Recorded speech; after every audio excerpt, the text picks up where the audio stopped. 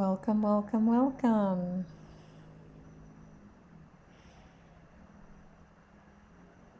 How is everybody doing? Welcome, Matt.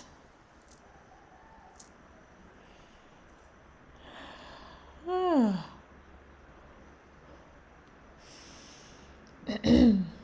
to see everybody today.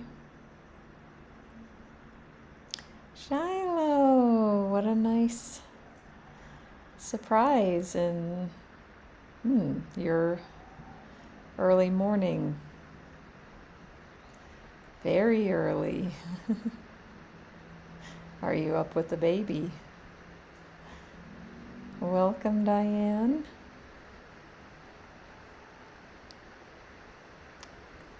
Glad to see everybody today.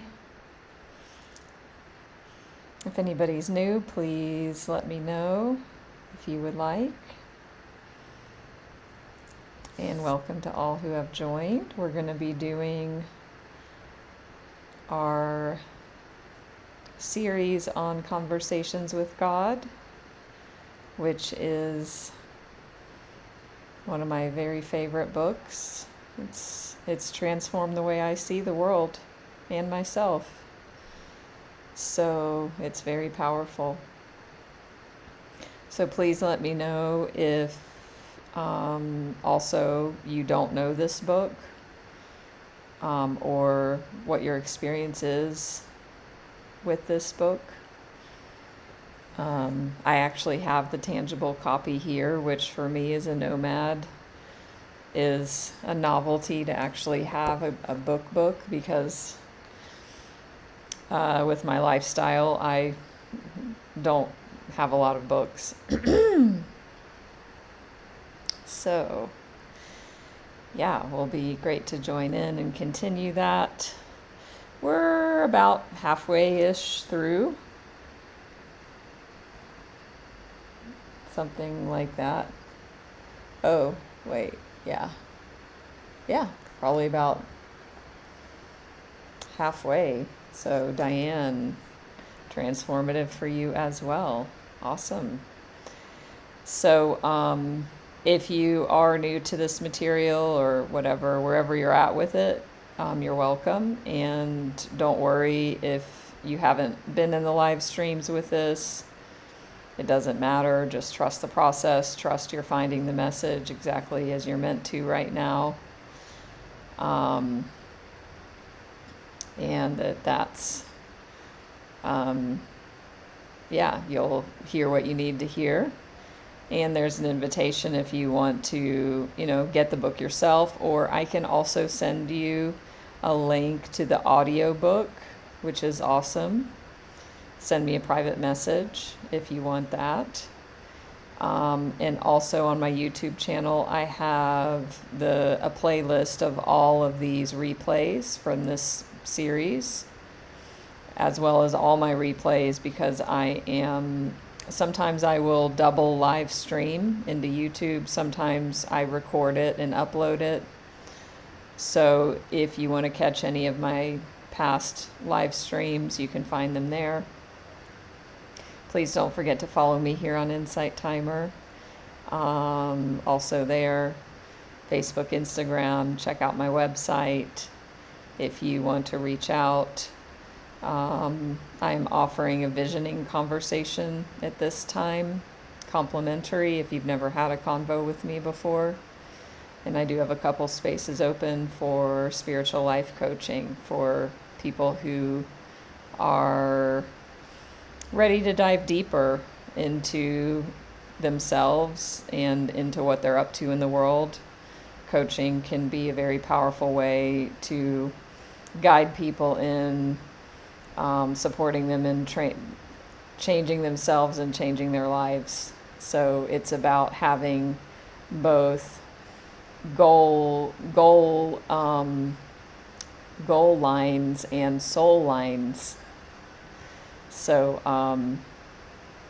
thank you, Shiloh. And if you or anyone who has received coaching with me, I'm also taking referrals.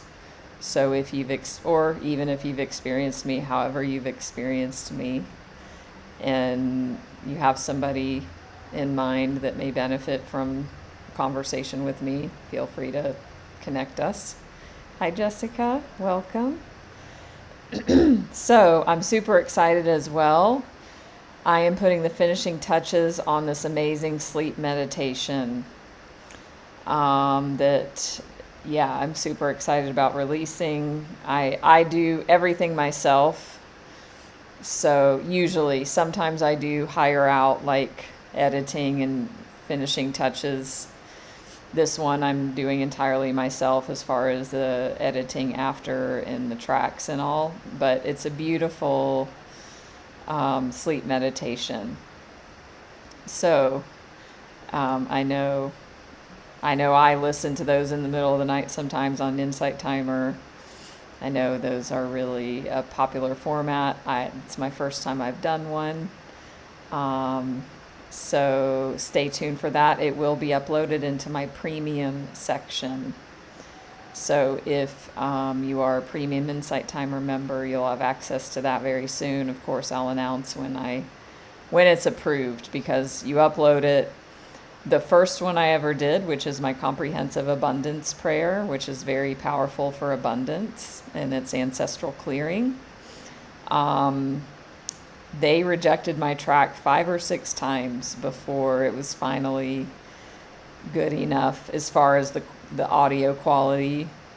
So I kept redoing it and doing what they said, and finally got that one approved. My second one, Total Surrender, which is also a very powerful meditation on surrender, that's in my premium tracks.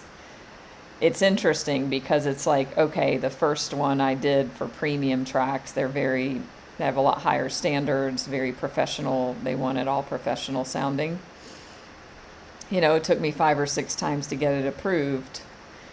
And I didn't give up. Like, I could have failed, or like failure would have been in stopping trying, right? And also there's no failure, but the failure would have been to give up, and I didn't. I kept trying. I kept redoing the track, doing what they said with the feedback they gave. Finally, it was approved.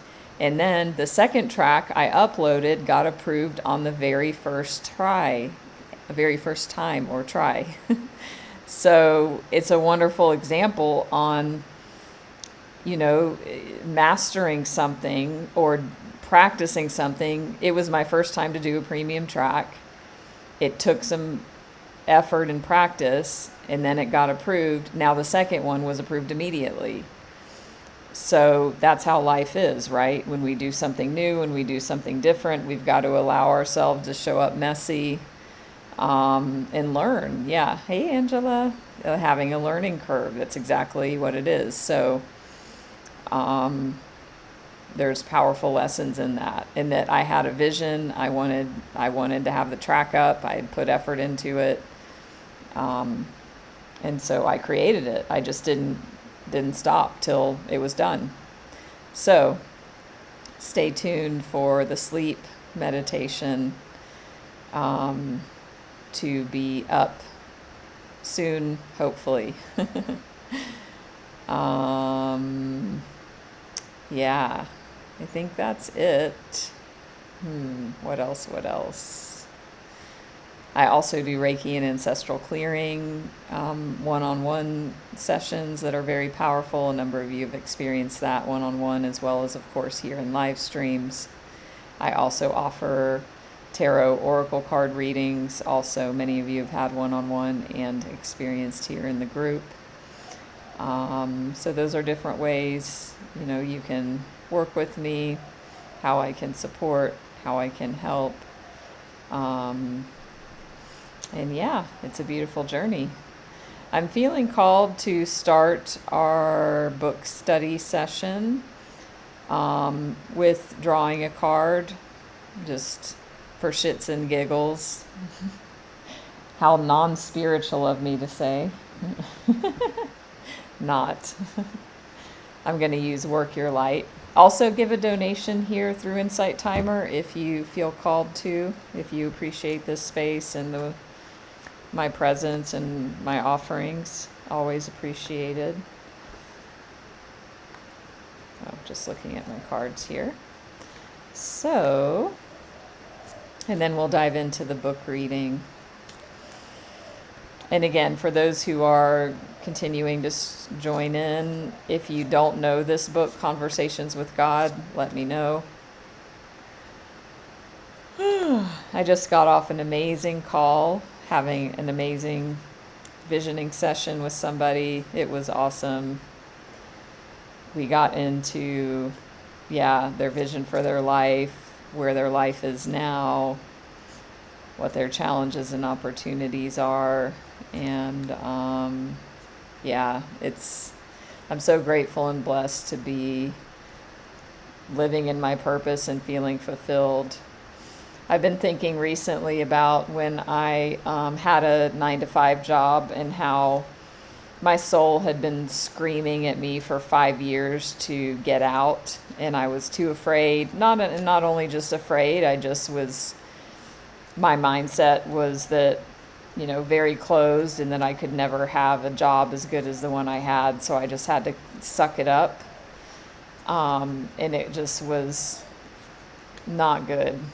And then, of course, y'all know that follow me know my job was, I left the job voluntarily, but they gave me an offer that was horrible. So it was basically like they forced me out, but they didn't. I made the choice in the end. I mean, it was just, So I was just reflecting on how unfulfilled I felt in that position. I was there almost 13 years. And just how, like, me having fulfillment, it's not even a thing anymore. Like, it's just so, I'm so fulfilled with who I am and what I do and how I show up in the world. And yes, there's always places to grow into, but I always feel so fulfilled. Like, it's not even a thing. I'm living my purpose. I'm living my vision. I make a difference. I make an impact, and I'm so grateful. I'm so grateful, lucky, and blessed. So, hi, Kiera and Amy. You feel like this now too? Have you? I know you are moving into having your own business. No? Oh, you feel bad and unfulfilled, not the opposite. Okay. So you've created hearing me share my experience, and then that I have come to the other side of it. So this is like a message from Source that it's possible for you. So, I'm happy to have a conversation to help you bridge the gap to where you want to be. And, especially if you feel like that. So here's a glimmer from Source. Here's somebody in your world right now sharing how, they were where you are and now they're not. So this is good. Thank you so much for sharing. So let's see what we have for a card, and this is for everybody. If you choose to take the message. Council of Light. Council of Light. Divine orchestration. Helpers in the subtle realms. I don't know if I've seen this one before.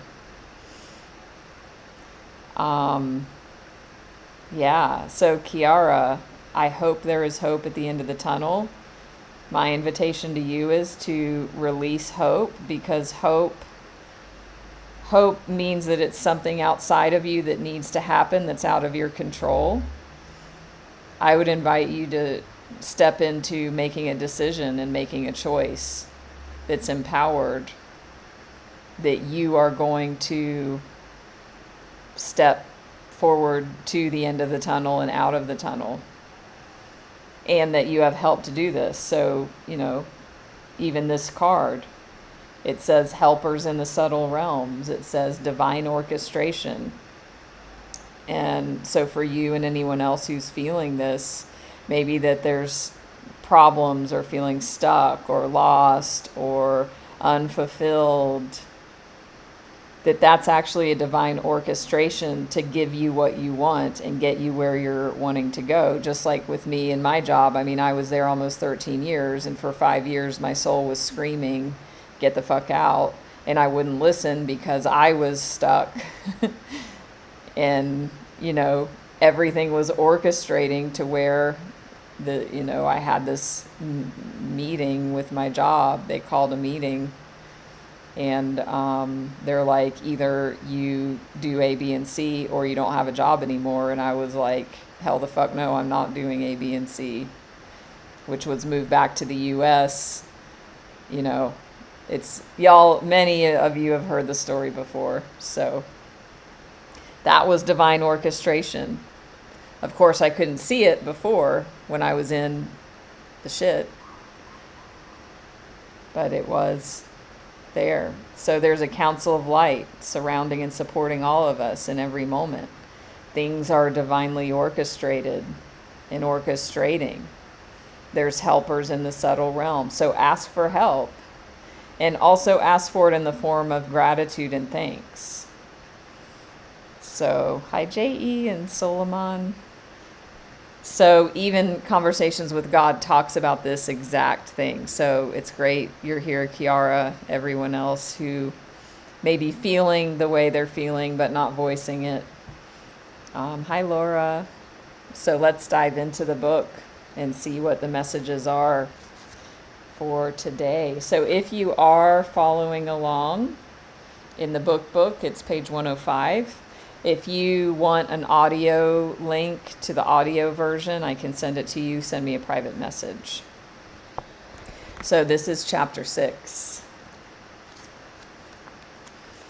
And so the way the format is I just read until I feel called to stop. And then we discuss. Please ask questions. Please make comments. Please challenge what you hear, if you feel it. And also, as I always say, be open. Just be open. So it's a conversation between God and the author, Neale Donald Walsch.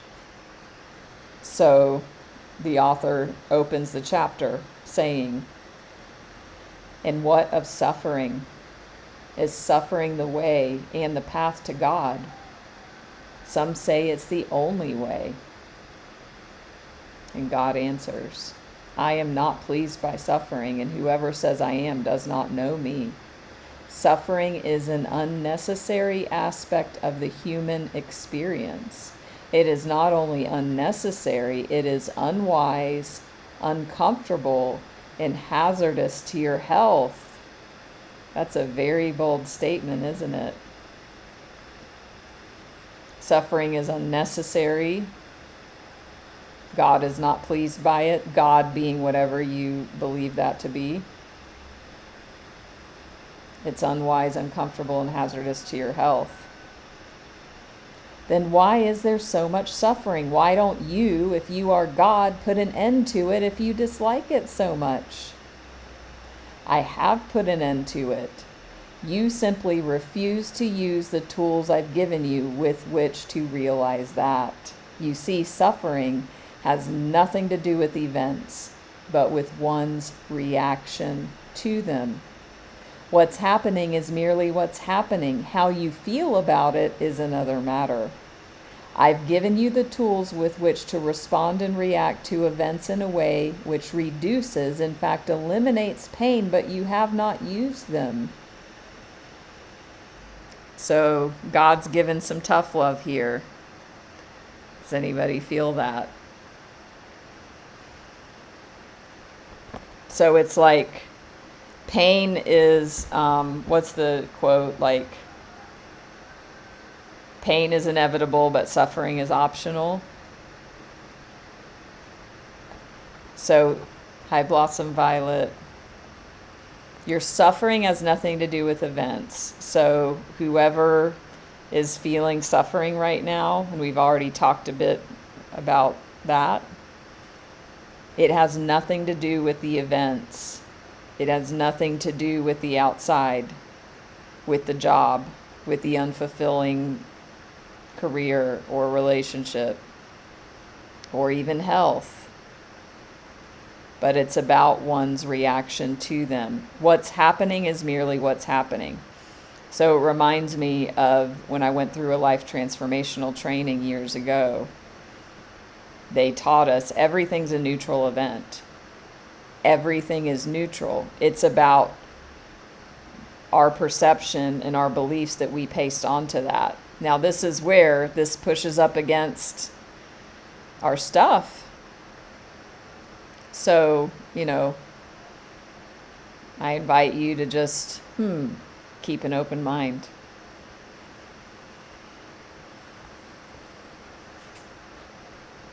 So God says, I've given you tools with which to respond and react to events in a way which reduces and eliminates pain, but you've not used them. Excuse me, Neale, the author says, but why not eliminate the events? A very good suggestion. Unfortunately, I have no control over them. You have no control over events? Of course not. Events are occurrences in time and space, which you produce out of choice. And I will never interfere with choices. To do so would be to obviate the very reason I created you. But I've explained all this before. Some events you produce willfully, and some events you draw to you more or less unconsciously. Some events, major natural disasters, are among those you toss into this category, are written off as fate. Yet even fate can be an acronym for from all thoughts everywhere. In other words, the consciousness of the planet. Wow. I love this book because it just goes so deep, like so fast. Fate.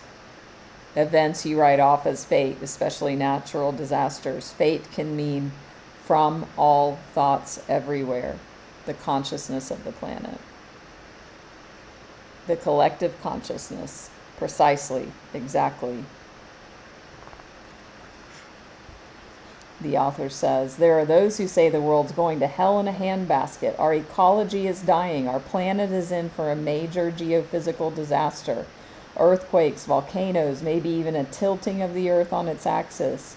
And there are others who say collective consciousness can change all that we can save the earth with our thoughts. Thoughts put into action, says God. If enough people everywhere believe something must be done to help the environment, you will save the earth. But you must work fast. So much damage has already been done for so long. This will take a major attitudinal shift.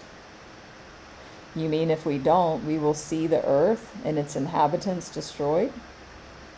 I have made the laws of the physical universe clear enough for anyone to understand. There are laws of cause and effect which have been sufficiently outlined to your scientists, physicists, and through them to your world leaders. These laws don't need to be outlined once more here.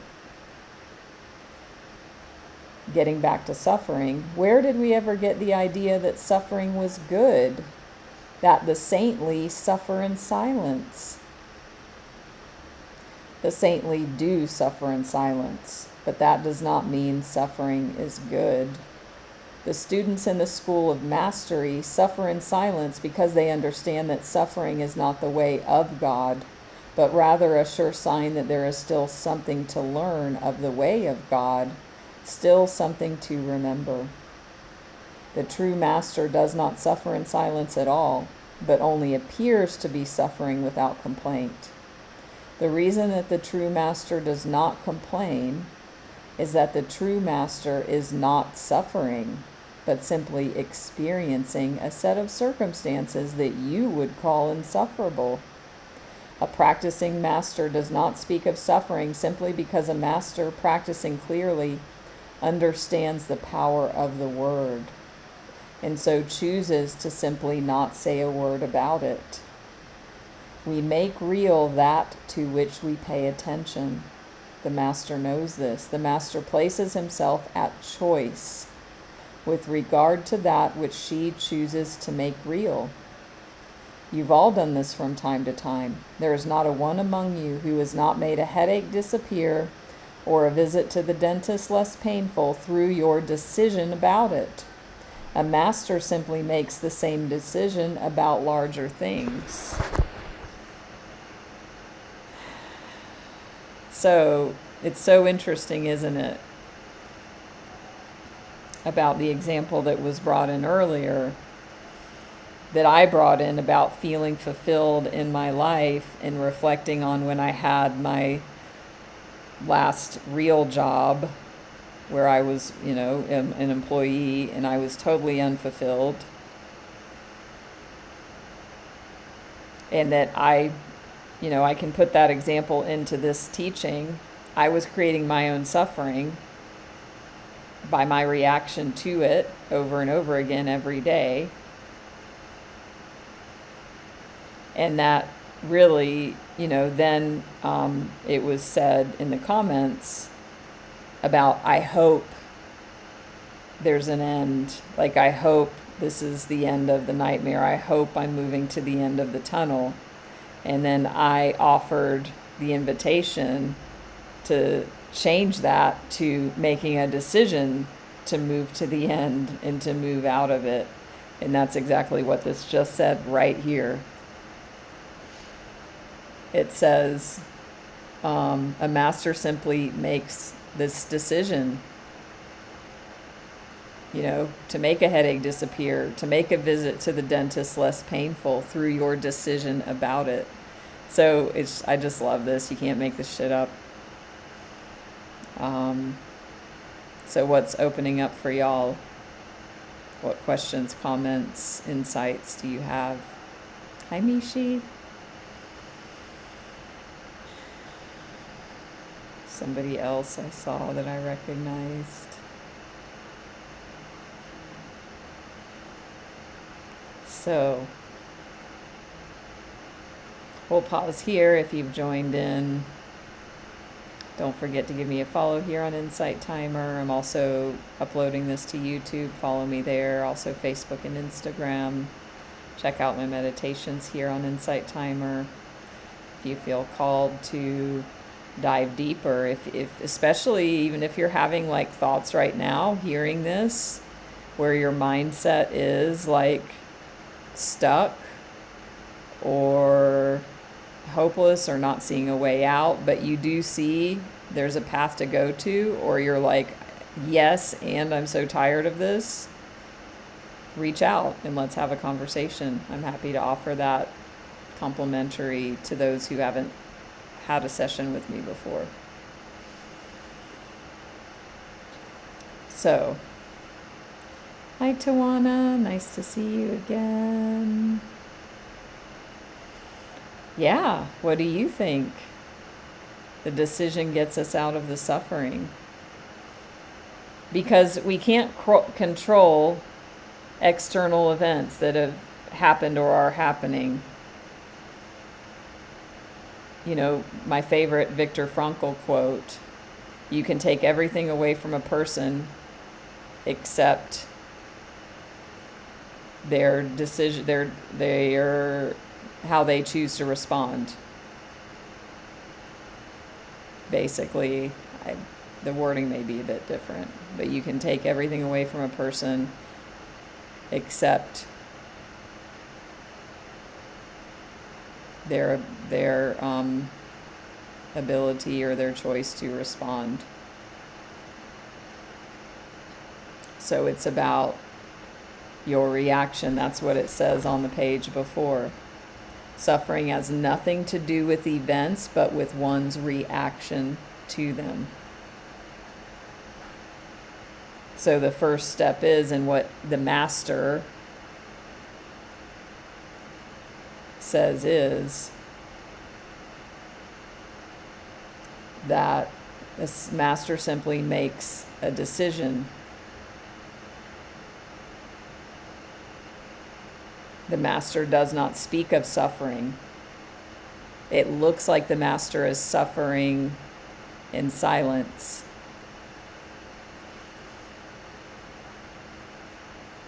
But they know, the master knows the power of their words. I'm working with this right now around an area of my life where the mind is having old stories and creating suffering. And I notice people be like, how are you, blah, blah, blah. And I'll notice the old, limiting mindset wanting to say,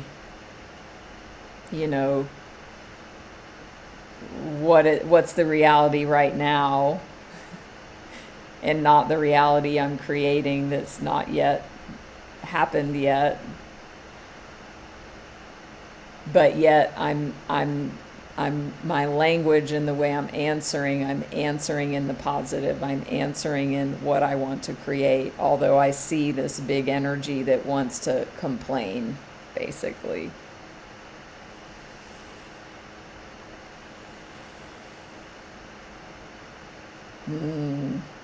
Yeah. Hi, Louise. Nice to see you. So God says, but why have suffering at all? Why have even the possibility of suffering? You cannot know and become that which you are in the absence of that which you are not, as I've already explained to you. Okay, I need to pause on that. So Neale, the author, says, why have suffering or even the possibility of it? God says, you cannot know and become that which you are in the absence of that which you are not.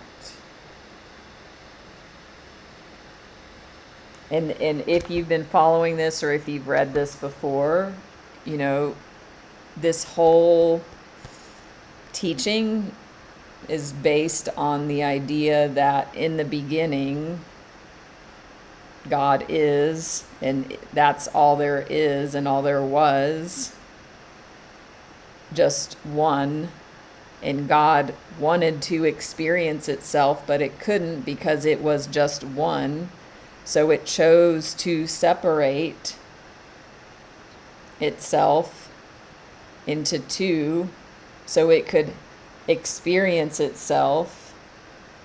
And that created the is not is. So we live in a relative universe, which means in order to have, what we don't want or what we want, there also needs to be not wanted, hot, cold, light, dark, up, down.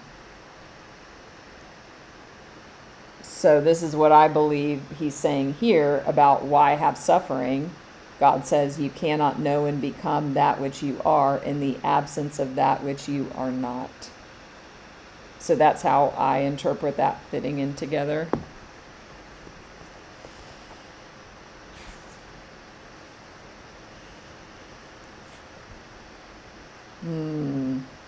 Just reading your comment, Matt.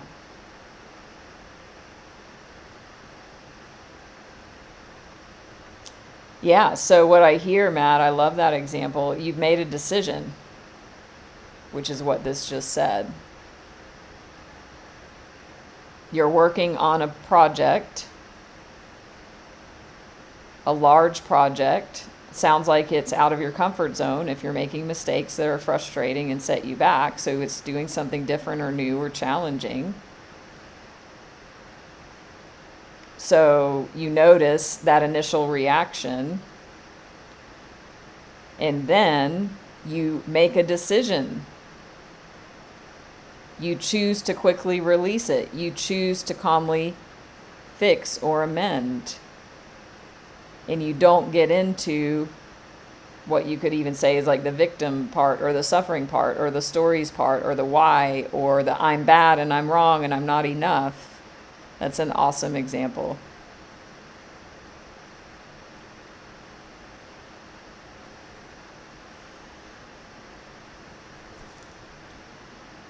So the author then says to God, I still don't understand how we ever got the idea that suffering was good.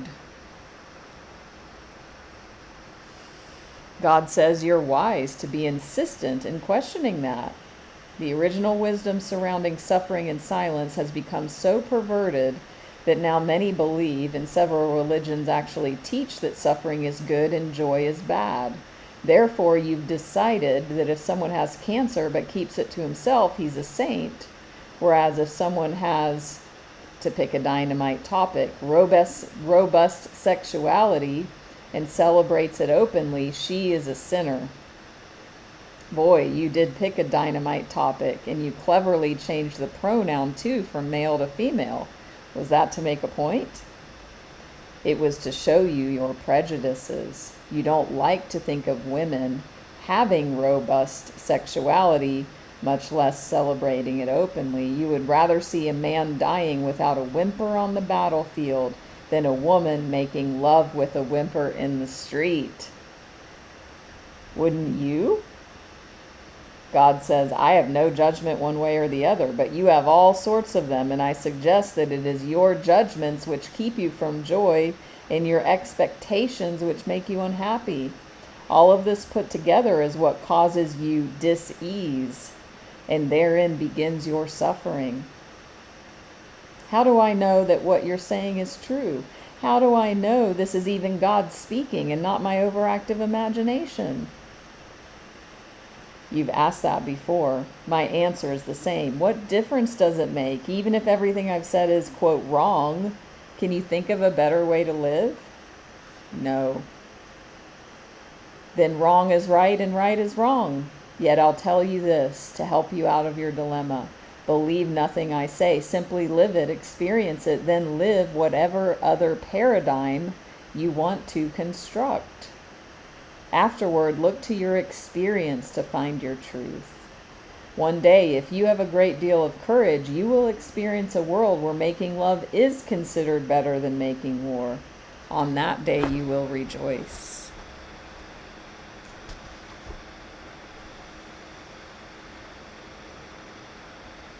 Amazing. I have goosebumps. Yeah, awesome, Matt. Look at how empowered you are in that example. So that was chapter 6. We're going to move on to chapter 7, it's just kind of following this train and going deeper. That's your favorite part, Amy? What exactly? Can you share what's your favorite part?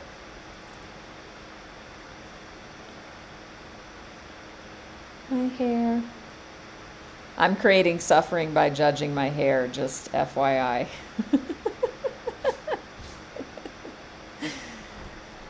So, chapter 7.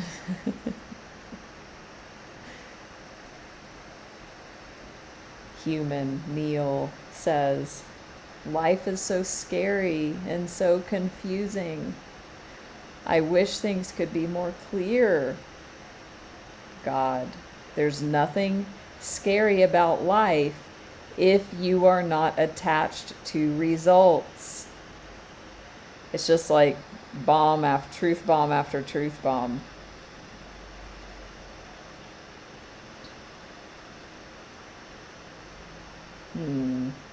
Hi, Melody. Ooh, yeah, fate, the fate acronym. So when our mind chalks things up to, fate, especially in a larger sense, from all thoughts everywhere, from all thoughts everywhere.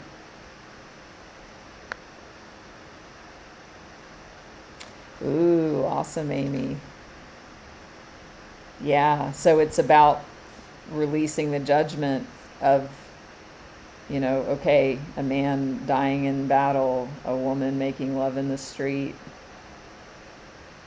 and even saying she, which I love how in this book, if you don't know, like sometimes in the audio version, sometimes God is a woman's voice, sometimes a man. So there's nothing scary about life if you're not attached to results. You mean if you don't want anything. That's right. Choose, but don't want.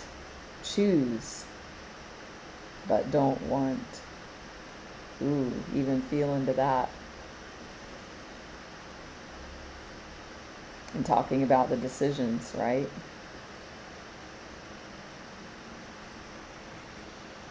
Choose, but don't want. Yes.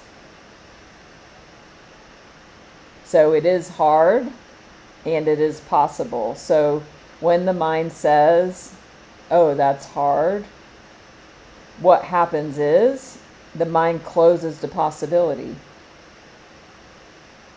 If the mind labels something as hard or difficult or challenging. So even noticing that subtlety at play. So I love that you said that. Choose but don't want. Our minds, most people think, oh, well, that's hard. It's simple, but not easy. There needs to be a choice inside, a decision, a personal internal commitment, a decision inside where we make an empowered choice. Like, okay. And that's in every moment with every thought. That's great, Amy. Yeah, and the audio, it's got like celebrity voice actors. So it's really well done. We were listening to it here, and then I followed an impulse that I wanted to read out of the book. And I'm liking it. Other people are liking it. So they both, one's not better or worse, just different. So choose but don't want. That's easy for people who don't have anybody depending on them. What if you have a wife and children? The path of the householder has always been a most challenging path, perhaps the most challenging, as you point out. It's easy to want nothing when you're only dealing with yourself. It's natural when you have others you love to want only the best for them. It hurts when you can't give them all you want them to have, a nice home, some decent clothes, enough food. I feel as though I've been struggling for 20 years just to make ends meet, and I still have nothing to show for it. You mean in terms of material wealth?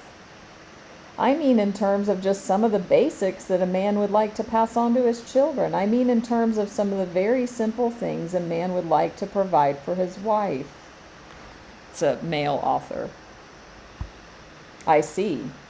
You see it as your job in life to provide all these things. Is that what you imagine your life to be about? I'm not sure I'd state it that way. This is not what my life is about, but it sure would be nice if this could be a byproduct at least. Well, let's go back then. What do you see your life being about? That's a good question. I've had a lot of different answers to that through the years. What is your answer now? It feels as though I have two answers to that question. The answer I'd like to see and the answer I'm seeing. What's the answer you'd like to see? I'd like to see my life being about the evolution of my soul. I'd like to see my life being about expressing and experiencing the part of me I love most, the part of me that's compassion and patience and giving and helping, the part of me that is knowing and wise, forgiving and love. Sounds like you've been reading this book. Yes, well, it's a beautiful book on an esoteric level, but I'm trying to figure out how to practicalize that. The answer to your question that I see being real in my life is that it's about day-to-day survival. Oh, and you think one thing precludes the other. Well, you think esoterics preclude survival. The truth is, I'd like to do more than just survive. I've been surviving all these years. I notice I'm still here, but I'd like the struggle for survival to end. I see that just getting by from day to day is still a struggle. I'd like to do more than just survive. I'd like to prosper. And what would you call prospering?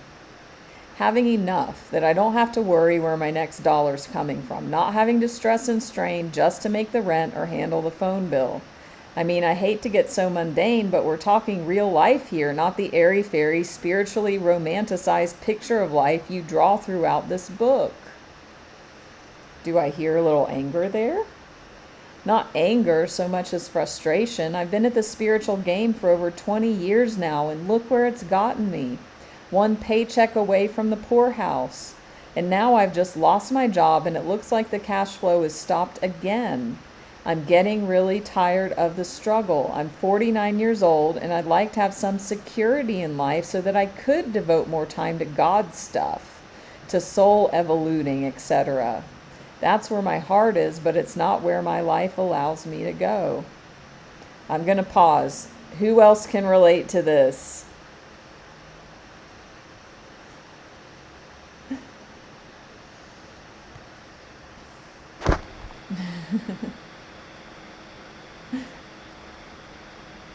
Seriously. So even though I challenged earlier, like, choose but not want, well, that's hard to choose. And then I went into like the mindset around that. The author himself is in that place as well.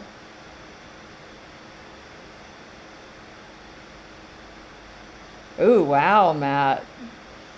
Also 49.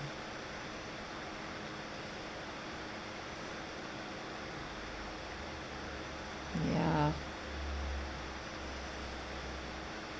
So, God's going to give an answer. Your mind might not like it.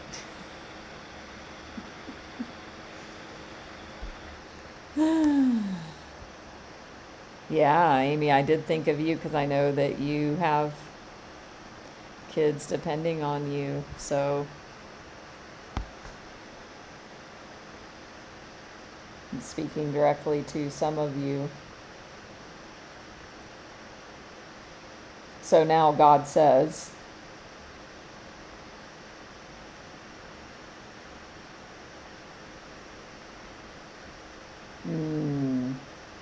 it's a good distinction. God says, well, you've said a mouthful there. And I suspect you're speaking for a whole lot of people when you share that experience. I'm going to pause because there's somewhere in this book, or one of the book Convos with God books, there's many of them. I think it's in this one where he talks about, like, you know, the author's writing these words. You know, I mean, he didn't know this was going to turn into this. He's just lost his job. This whole thing started because he was pissed at God and started writing a letter. But he talks about how, you know, God is speaking through this book across all, like, times when somebody's going to find this. This was from the mid-90s. So it was really cool to read about, and I think we'll get to it at some point, where it's like, I'm speaking to everybody who's ever going to hear these words. So isn't it interesting that I'm like, hey, who is this all relating to this right now? And then basically that's what he's just saying there, if you follow that. And if you don't, that's okay. So God says, I'm going to respond to your truth one sentence at a time so that we can easily track and dissect the answer. You've not been at this spiritual game for 20 years. You've barely been skirting the edges of it. This is not a spanking, by the way. This is just a statement of the truth. I'll concede that for 2 decades you've been looking at it, flirting with it, experimenting now and then, but I haven't felt your truest commitment to the game until just recently. Let's be clear that being at the spiritual game means dedicating your whole mind, your whole body, your whole soul to the process of creating self in the image and likeness of God. This is the process of self-realization about which Eastern mystics have written. It is the process of salvation to which much Western theology has devoted itself. This is a day-to-day, hour-to-hour, moment-to-moment act of supreme consciousness. It is a choosing and a re-choosing every instant. It is ongoing creation, conscious creation, creation with a purpose. It is using the tools of creation we've discussed and using them with awareness and sublime intention. This is playing the spiritual game. Now, how long have you been at this? And he says, I haven't even begun. So I want to pause there too. And even going back to what was said earlier about what was it? Choose but don't want. And the difficulty of that, and the mindset behind that. And then I even said, sure, you can make a big global choice, but really it's a moment-to-moment choice. And Matt's wonderful example of what they described at their work, and then they made a choice in the moment. So there that is. And then Michael Singer, all the teachers, now we're going back to what every teacher everywhere says in these line of teachings. Everyone's saying the same thing in their own way. Presence. The only way you can have, this supreme consciousness creating yourself in every moment is to be present in the moment and choose in the moment. It's a day-to-day, hour-to-hour, moment-to-moment act of supreme consciousness. It's a commitment. And one of my favorite Michael Singer talks, because he talks about this all the time, is the commitment to staying conscious and your highest intention. And he says, you have got to surrender. He's always talking about that. You've got to be surrendering every moment, every second. That's playing the spiritual game, and that's what this just says. Ooh.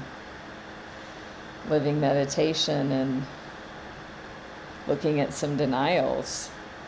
I'd be curious to hear what those are. So then the author says, well, when you put it that way, I've not begun the spiritual journey. Then God says, don't go from one extreme to the other, and don't be so hard on yourself. You have been dedicated to this process, and you're actually engaged in it more than you'll give yourself credit for, but you haven't been doing so for 20 years or anything close to that. Yet the truth is, how long you have been engaged in it is not important. Are you engaged in it now? That's all that matters. Let's move on with your statement. You ask us to look where it's gotten you, and you describe yourself as being one step away from the poorhouse. I look at you and see quite a different thing. I see a person who is one step away from the rich house. You feel you are one paycheck from oblivion. I see you as one paycheck from nirvana. Now, much depends, of course, on what you see as your pay and to what end you are working. If the object of your life is to acquire what you call security, I see and understand why you feel you're one paycheck from the poorhouse. Yet even this assessment is open to correction, because with my pay, all good things come to you, including the experience of feeling secure in the physical world. My pay meaning God's pay. My pay, the payoff you get when you work for me, provides a great deal more than spiritual comfort. Physical comfort too can be yours. Yet the ironic part about all this is that once you experience the kind of spiritual comfort my payoff provides, the last thing you'll find yourself worrying about is physical comfort. Even the physical comfort of members of your family will no longer be a concern to you, for once you rise to a level of God consciousness, You will understand that you are not responsible for any other human soul, and while it is commendable to wish every soul to live in comfort, each soul is choosing its own destiny this instant. Clearly, it is not the highest action to deliberately abuse or destroy another. Clearly, it's equally inappropriate to neglect the needs of those you have caused to be dependent on you. Your job is to render them independent, to teach them as quickly and completely as possible how to get along without you.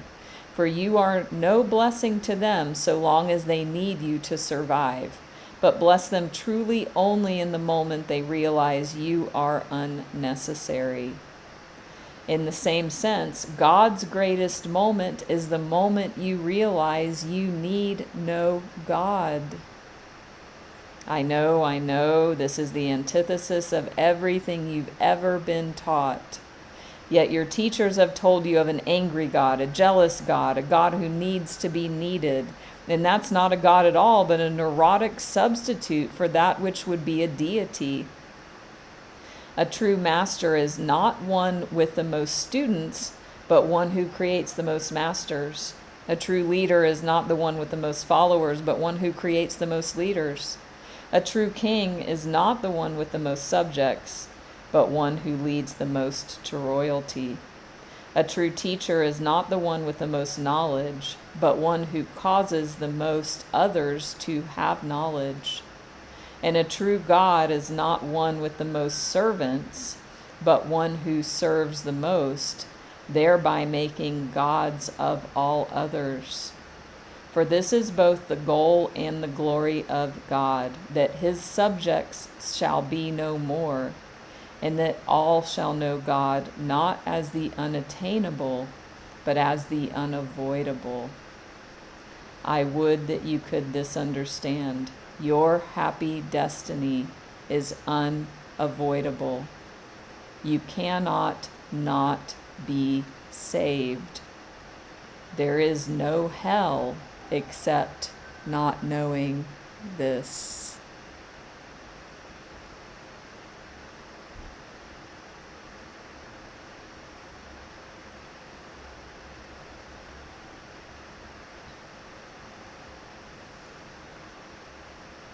I feel so much like emotion because it's truth, and it's such isn't it a relief to hear the truth if you choose to believe it as such? There's 2 butterflies outside my window right now that just appeared.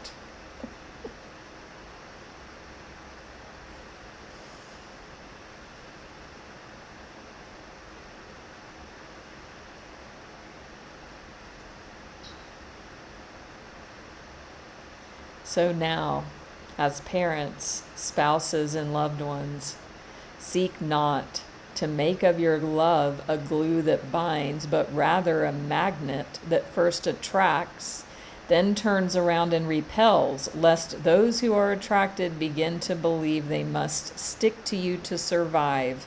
Nothing could be further from the truth. Nothing could be more damaging to another.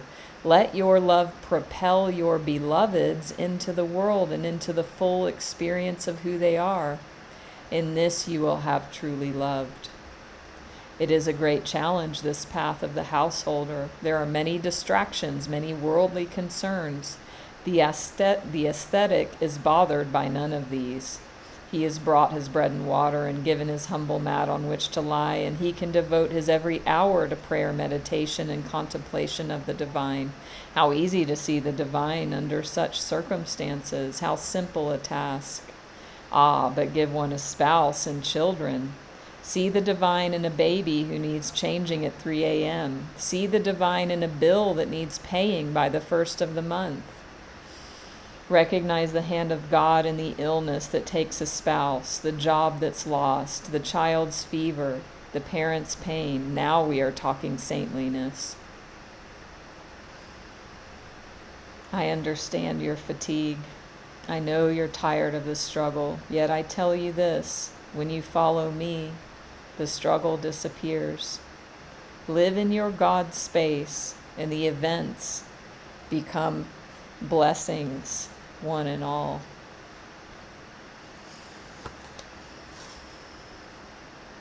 Wow. 100 meditators. An hour in, I have 100 on my screen. Perfect place to end. I feel like so emotional.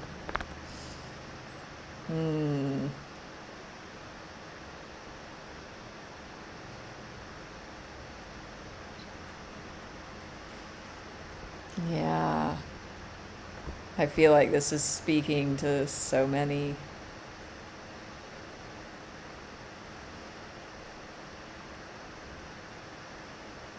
Your happy destiny is unavoidable.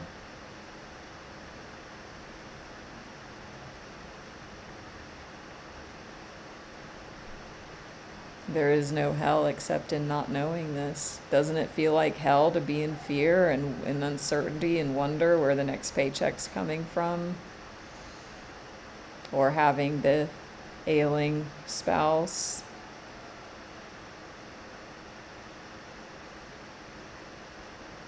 It reminds me of the Abraham quote, "You can't get it wrong and you'll never get it done."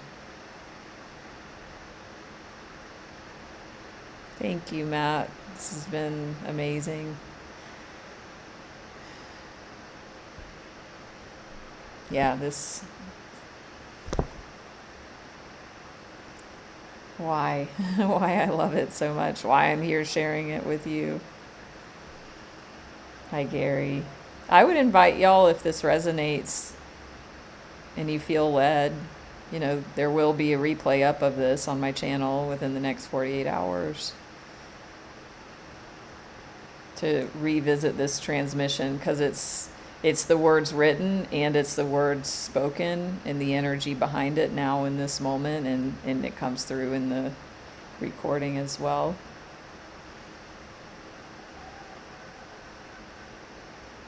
Very powerful.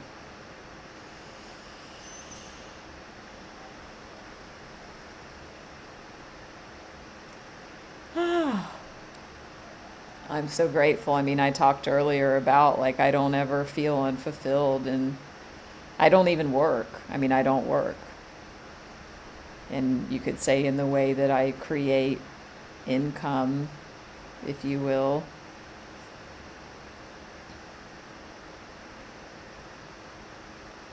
I get to do this. I feel so, like, just, yeah, being able to be with you. And I made I chose to create this space. Like, even if we go back to decisions and choosing, I chose when I went on Insight Timer. I'd been on for 10 years, over 3 years ago, when I went in there one day randomly and saw somebody, ooh, you can go live in here. Ooh, I want to do that. I chose to follow the impulse and show up with 0 followers and show up again and again and again and again. And it's evolving as I am, as we all are.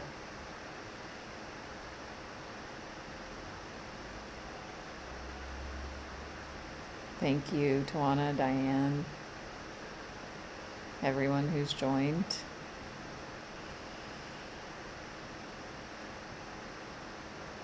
And we can, you don't have to have this set up to feel fulfilled or to connect, or,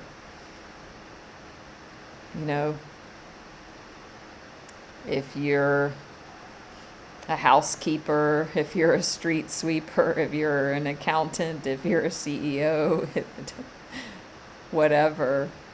It's not about what you do, but how you do it.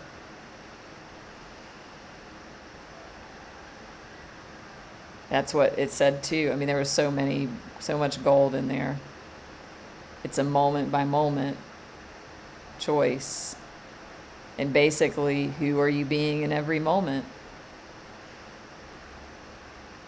Who do you want to be?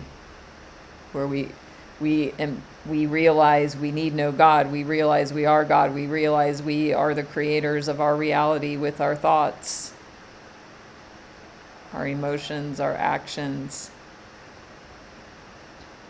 And that's God's wish, is that it will make gods of us. Self-realization, self-actualization, awakening, enlightenment.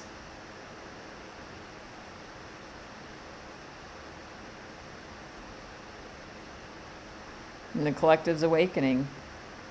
It's already happening. Fate from all thoughts everywhere. We are reconditioning, all the limiting beliefs, the fear, the survival, the programs. We have and are waking up to that, and then we have the choice because we have the awareness. Who ever heard of limiting beliefs 100 years ago? I mean, maybe it was around, but I don't think many people were talking about it.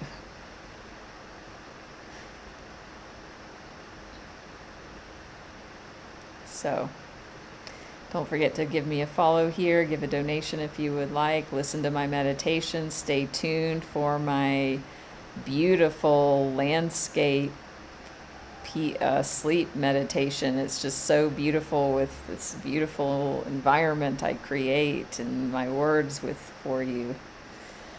That will be out hopefully soon. That's my vision.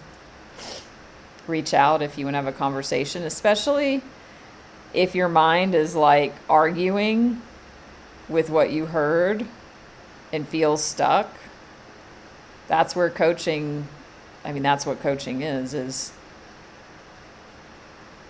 and God is basically coaching Neale Donald Walsch, challenging mindset perceptions. A miracle is a shift in perception. That's all it is. Awesome, Diane. Glad to have you. I go live a number of times per week.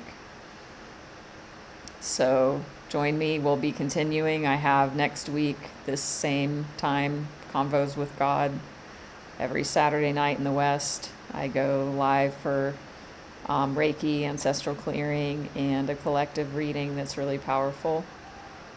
And I have other topics as well.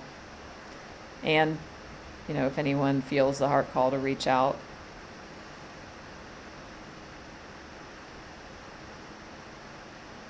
For spiritual life coaching, which basically that's what all this is right here. God is spiritually life coaching through this book. And I do offer my energy healing sessions as well. So thank you, Tawana, for the donation. Don't forget your card. You're not alone. Council of Light, divine orchestration. So everything's orchestrated for you to hear this message right now. Helpers in the subtle realms. And also the dichotomy of we don't need the help because we are powerful creators. And also there's help. I love how there's these different beings here. It looks like we've got a bearded man. Oh yeah, Jesus, Buddha. I don't know.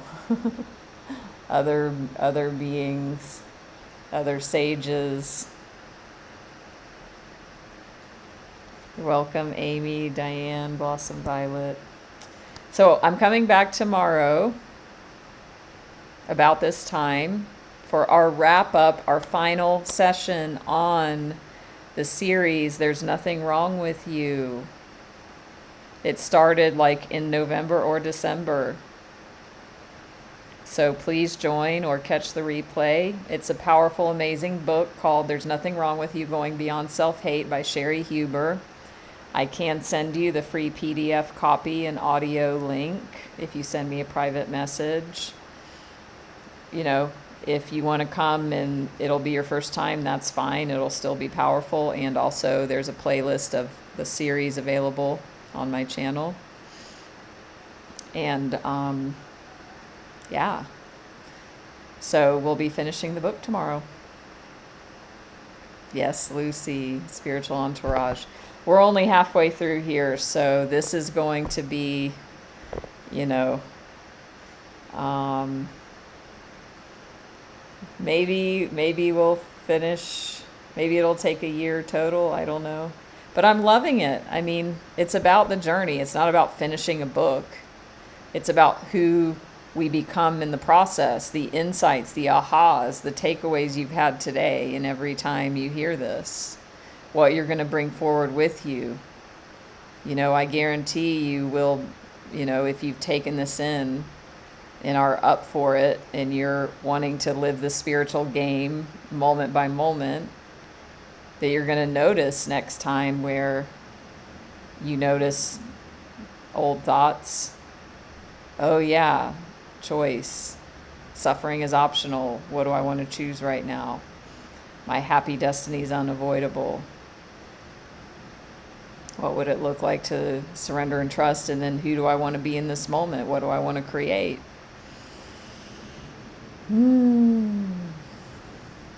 Yes, J-E. So I'm going to type it out.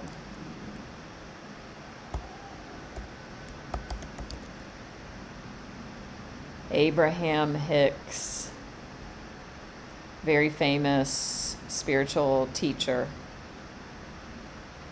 So check her out / them.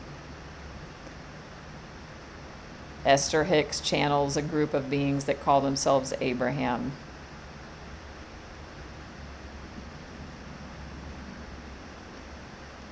Okay, see you tomorrow.